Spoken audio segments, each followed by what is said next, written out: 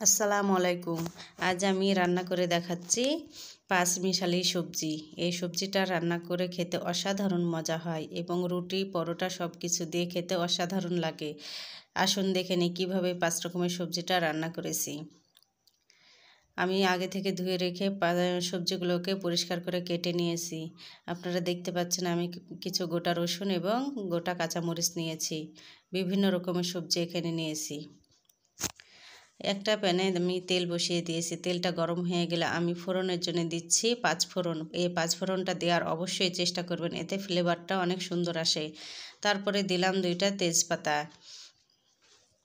হালকা করে ভেজে নিয়ে আমি পেঁয়াজগুলোকে ডুমো ডুমো করে কেটেছি। দেখে বুঝতে পারছেন আমি কিভাবে পেঁয়াজটা কেটেছি। এভাবে কেটে দিলে তরকারিতে সবজির সঙ্গে ভালো যায়। এটাকে বেশি করে ভাজবো না, হালকা করে ভেজে নিয়ে আমি এখানে দিয়ে দিচ্ছি 2 চামচ মতো আদা রসুন বাটা। এটাকে হালকা আদা রসুনের গন্ধ চলে যাওয়া পর্যন্ত নেড়ে নিব। তারপরে এখানে আমি পরিমাণ মতো দিচ্ছি মরিচ গুঁড়া, হলুদ, ধনিয়া গুঁড়া এবং জিরা। তারপরে মশলাটাকে ভালো করে কষিয়ে নেব। কষানোর জন্য এখানে সামান্য একটু পানি অ্যাড করা লাগবে।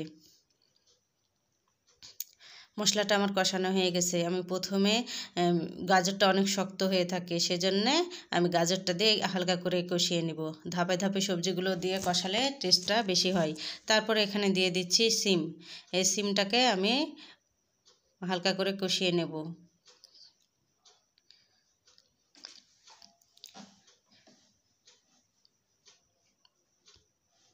এখানে দিয়ে দিচ্ছি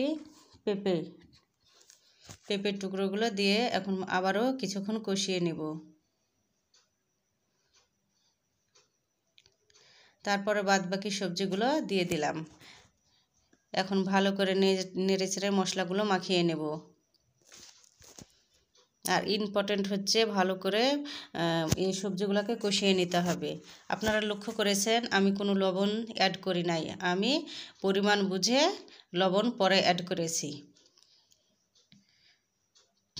লবণ দিয়ে ভালো করে নেড়েচেড়ে এখন কষানোর জন্য ঢাকনা দিয়ে কিছুক্ষণ রেখে দিচ্ছি। ঢাকনা উঠিয়ে এইভাবে মাঝে মাঝে নেড়েচেড়ে দিতে হবে।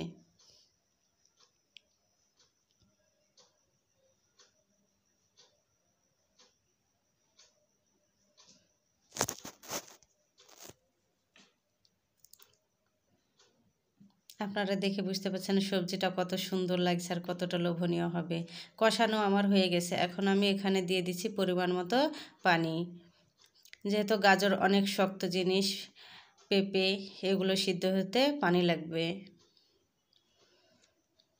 আমি পরিমাণের তুলনায় আরেকটু বেশি পানি দিলাম। আপনারা পানিটা আন্দাজ মতো দিবেন আপনাদের।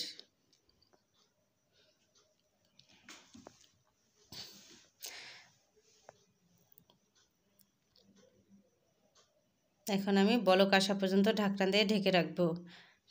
আমার এই তরকারিতে বলক চলে এসেছে। এবার এখানে আমি এ পর্যায়ে ভালো করে নেড়েচেড়ে দিয়ে এখানে অ্যাড করব টমেটো কুচি। টমেটোটা দিলে খেতে বেশি মজা হয়। আমি এখানে টমেটো কুচিটা দিয়ে আবার কিছুক্ষণের জন্য ঢেকে রেখেছিলাম।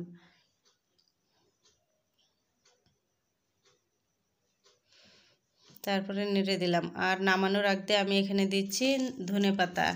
আপনারা চাইলে দেবেন, না চাইলে না দেবেন। আমার রান্নাটা হয়ে গেছে, এখন আমি পরিবেশন করব। দেখে বুঝতেই পারছেন কতটা সুন্দর আর কতটা লোভনীয় হয়েছে। অসাধারণ হয়েছিল এই সবজিটা খেতে। না খেলে বোঝা যাবে না। অবশ্যই বাসাতে এই শীতকালীন সবজিটা রান্না করে দেখবেন। আসসালামু আলাইকুম।